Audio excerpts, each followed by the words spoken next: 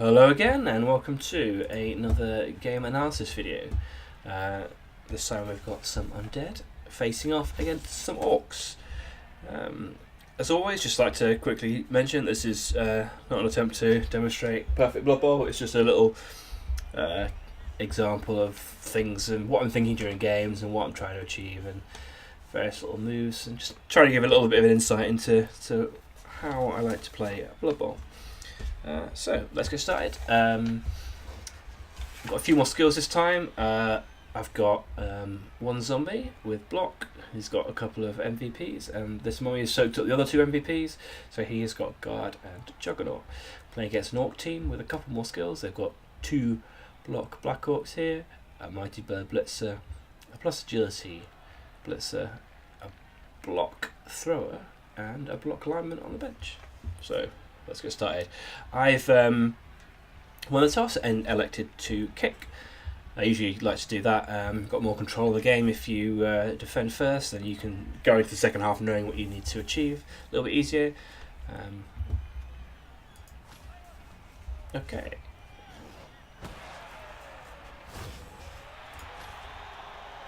So just quickly mention the setup that I've chosen here. So I've got three guys in the line in the middle. They're bunched together so to offer the fewest amount of blocks to the opposition team. And I've got the four guys at the front that are most likely to survive, hiding these squishy ghouls at the back. They're spread out over the field a reasonable amount, but not all the way to the edges. Orcs aren't really that likely to dive down the sideline on turn one, so I don't need to overcover that and give away too much of the centre ground by doing so.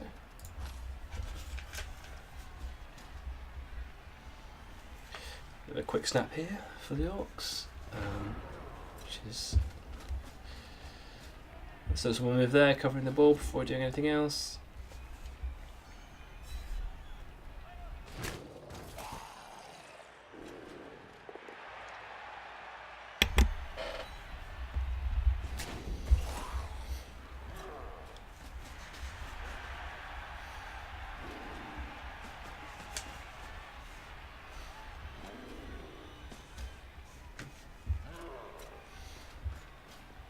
Okay, so this is good.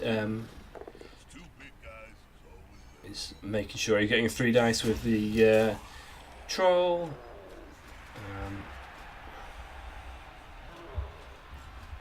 This was an interesting move. My opponent elected to go for 1 dice with a go for it when there was the option to blitz with the black orc. 2 dice with no go for it, but he liked it, so that's okay, I guess. So this is good positioning here from the Orcs. He's got these 2 guys marking against his zombie, so it's a lot harder to get him out of trouble. I mean, as Undead, the first thing I'm thinking against a big bash team like Orcs at this stage is just try and rescue the zombies from the line of scrimmage. There's a very real possibility that these zombies, if you just stand them up every turn, they'll just get blocked every single turn until they go away. So the priority for the Undead here is to try and rescue these guys, get them out of trouble. I don't see many angles to do that though, because he's put his Orcs in a reasonable position.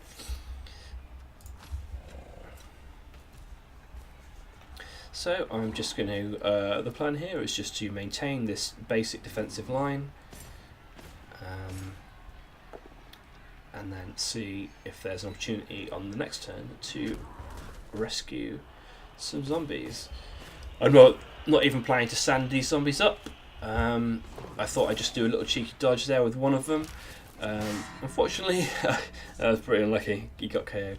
But the plan there is that it's about a 1 in 20 chance that he leaves the pitch, so it's not that likely, but maybe it's too risky, I'm not sure.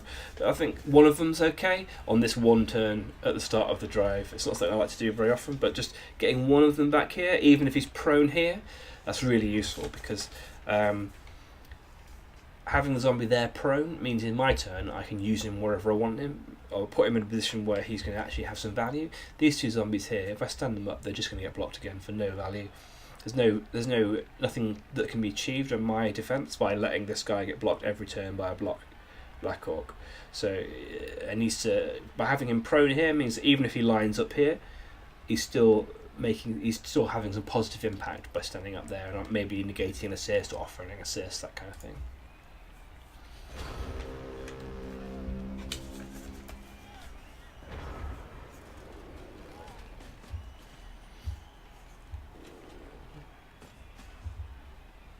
Okay, the Orcs are just pushing up, just trying to get the big fat man up against people who aren't so strong and just get some momentum with the cage.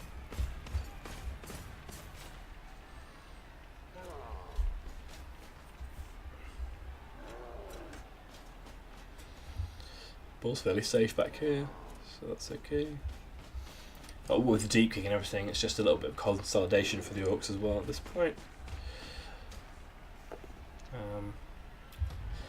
Unfortunately, this is where things start to go badly.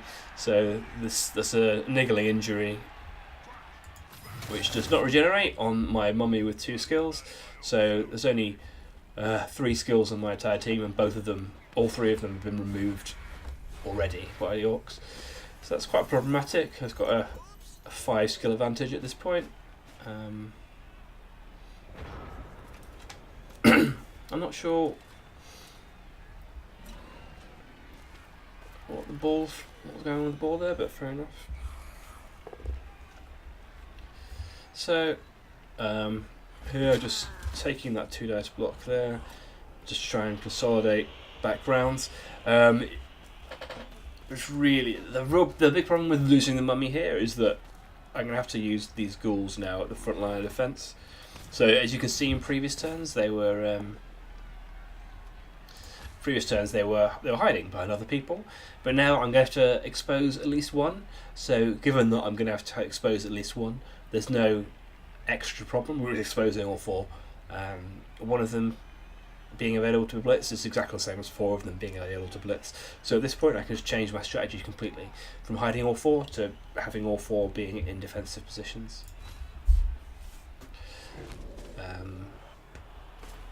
So what my opponent's done here is, although there was good movement down here, it's left this side a little bit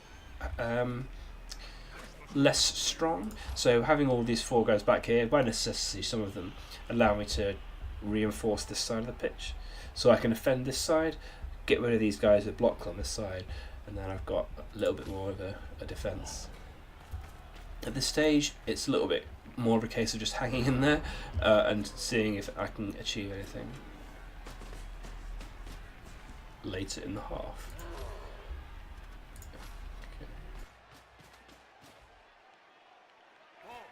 Okay.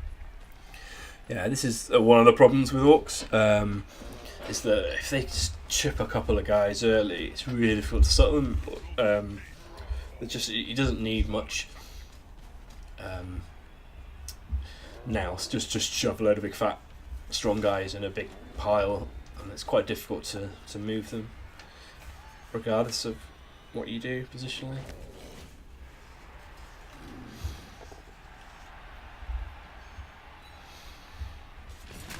Yeah, this is quite nice. Pushing this zombie back here.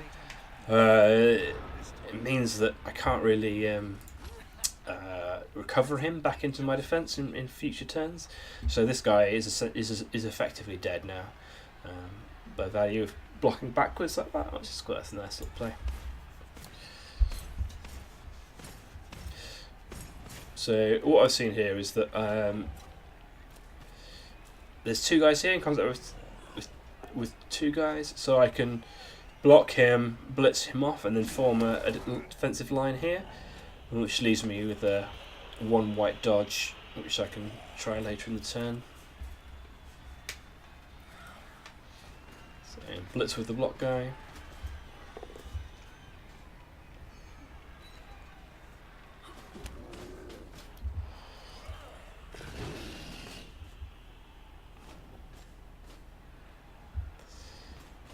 Okay, so there's a couple of things about this defence. Bear in mind, at this stage I've only got 1 mummy left, and so it's really important that he doesn't just get isolated.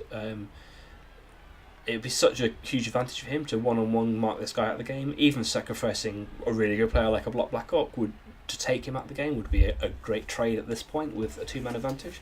So I'm using my defensive line in this way, in a flat line, so that if he puts people against the mummy, I've got a chance of blocking them away, so the mummy can relocate to do something important. At this stage, he's key to this defence, with Orcs being such a strong team. My 1 strength 5 player is really important. Another little thing to do, notice here, is this little defensive triplet here. You don't always have to defend in a really 2x2 nominal way. This defense is quite useful because it stops the Orcs making progress, whilst also hiding this guy and stopping and getting tagged. So this guy has, unless the Orcs blitz through this guy's got the potential to come around and relocate in future turns. So the Orcs got no chance of coming through this line, and this guy is by being further forward. So normally you might think he might want to go there and like a completely flat line across the play, but that gives lots more opportunity for the Orcs to blitz this man, push him back, and then form a lot more of a forward momentum going down this line.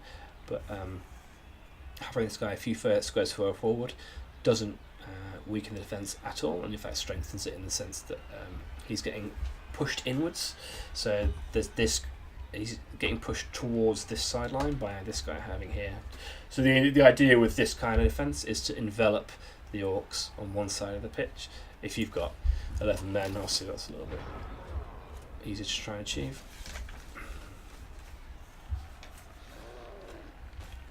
Yeah, as you can see, the guy's going to end up blitzing this guy here, and that he's going to be 2 squares further back than you otherwise would have been had the zombie ended up in the line here.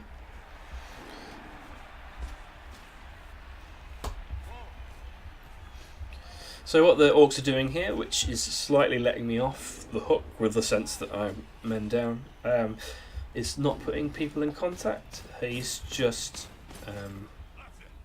keeping a lot of people back in a cage, being relatively passive. And this gives me the opportunity to relocate each turn and to, for example, he's put this troll in contact, which is great.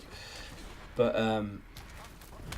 by not marking anyone else, I can just get rid of that troll and then just relocate my line of defence.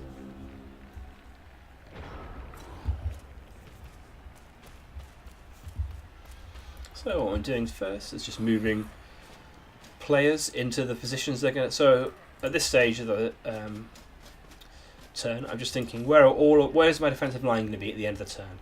So I know that the mummy's going to blitz the troll to get rid of him. It's a fairly obvious move. But before I do that, I'm just moving all my players into their final positions before I roll the dice.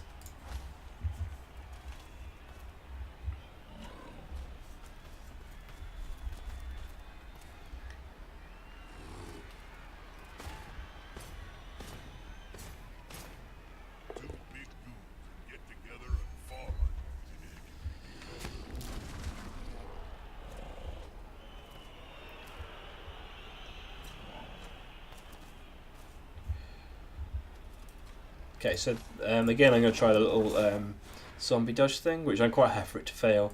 Again, this gets him back in a position where I'm controlling where he is every turn, rather than just letting him get blocked every turn. So because I'm men down, effectively 3 men down at this point, I need to try and make some slight positive risks, and so I'm happy again to make that little roll there. Again, try and explain this defensive line. The reason I'm lining up like this, rather than columning like one behind the other, is so that if the Orcs push up against me, then I've got a chance to block back with players. Let's just try and scare him off or deter him from just lining up against me.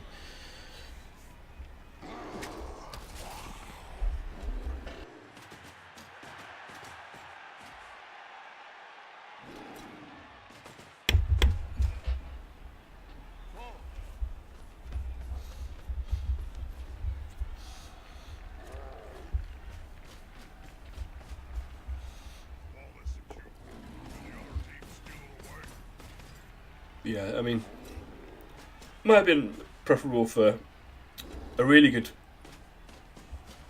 So coming down this sideline is the correct thing to do. This is the weak spot. This is the place where he can make some form of momentum. But a the classic thing you want to do when you're switching plays. So he was originally looking to go down here, and I've shut that line off. But the standard practice when you want to switch flanks is blitz here, and so blitz on the flank you're going to go down. So get these guys involved, and then mark up these people in the middle, the ones that have got the best chance of coming around and mitigating it, and then maybe just ignoring these two, the ones that are furthest away. Although they are fast players, but this is more general tactic I'm talking about here. So yeah, I think marking this mummy and this white up, the players aren't able to relocate, would have been probably a really good idea. So possibly having the troll there, and then a black orc there maybe. It's marking 3 players with 2, because I probably would have to stand up the zombie to get the assist. And then he's got, with his man advantage elsewhere, he's going to have a huge chance of pushing through on the secondary turn.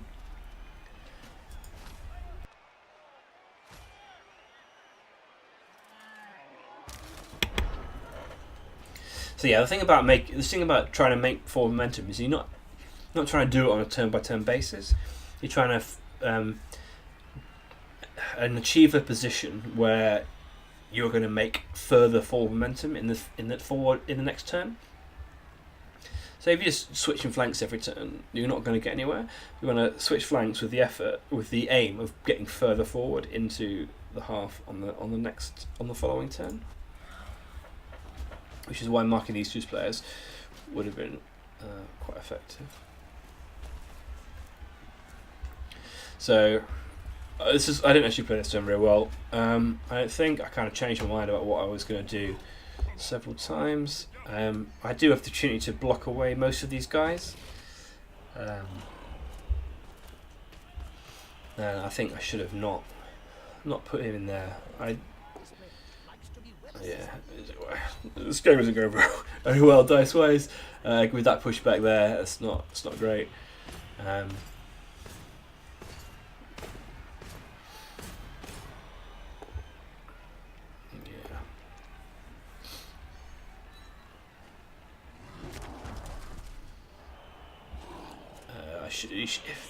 It would have been much.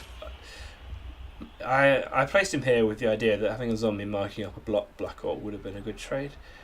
I think that's probably a mistake. I thought that everybody was going to end up in contact with what was happening here, but in the end I was able to block everybody off. In which case he'd be much better off standing back here out of contact.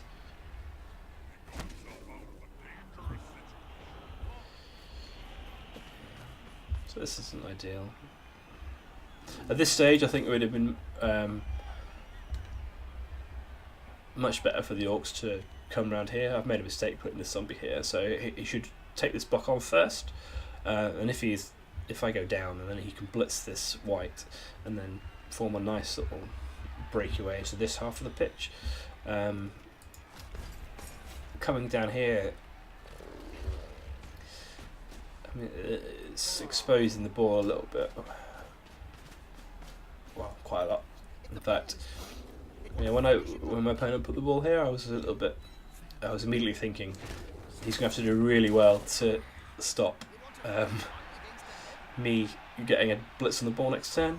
Unfortunately, really well killing that white is really well. So yeah, that kind of made up for the positioning.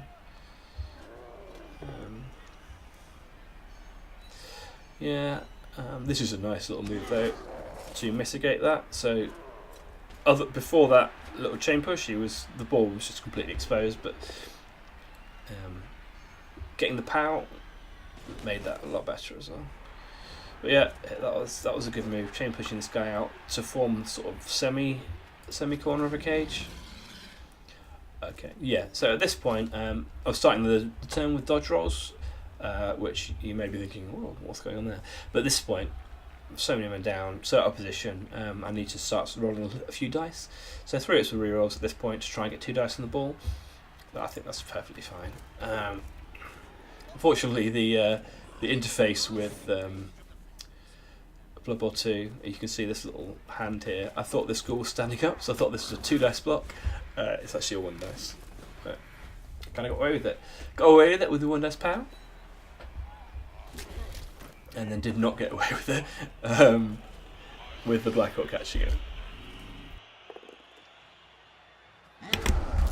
Unfortunately, then the mummy double skulls, and that's pretty much curtains them. Unfortunately, that leaves everybody else exposed. One of these ghouls going to get served, and then that's drive.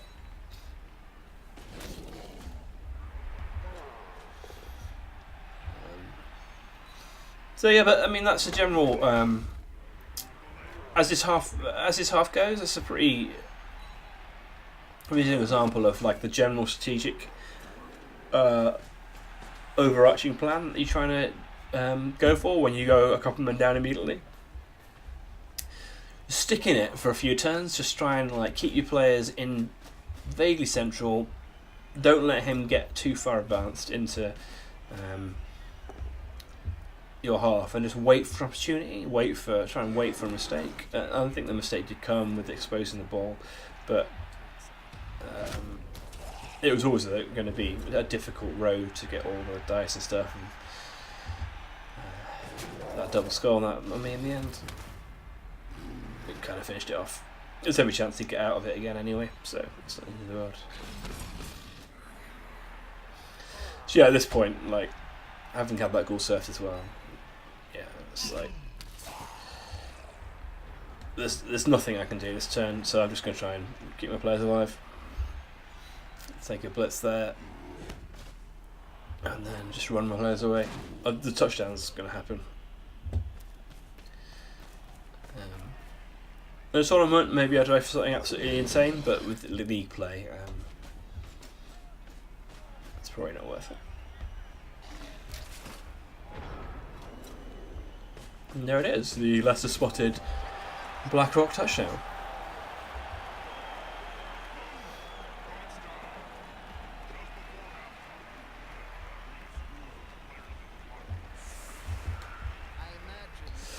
Yeah, so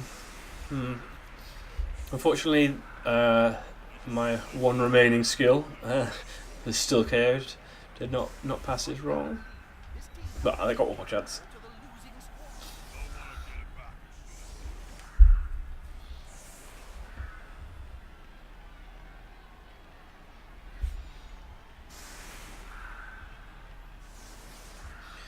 So I'm not trying for movement 7-1 turners on BB2 with the 2-minute time limit. It's just not. I don't think that's feasible. So I'm just setting up for the riot with all these fast players out wide here to possibly run through should the riot happen, and the guy back to get the ball. But the riot didn't happen, so that's fine.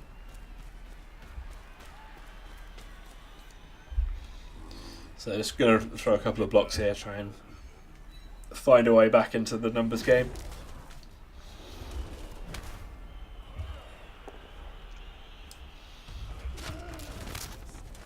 Oh, we'll get some SCPs as well, maybe. So that's fine.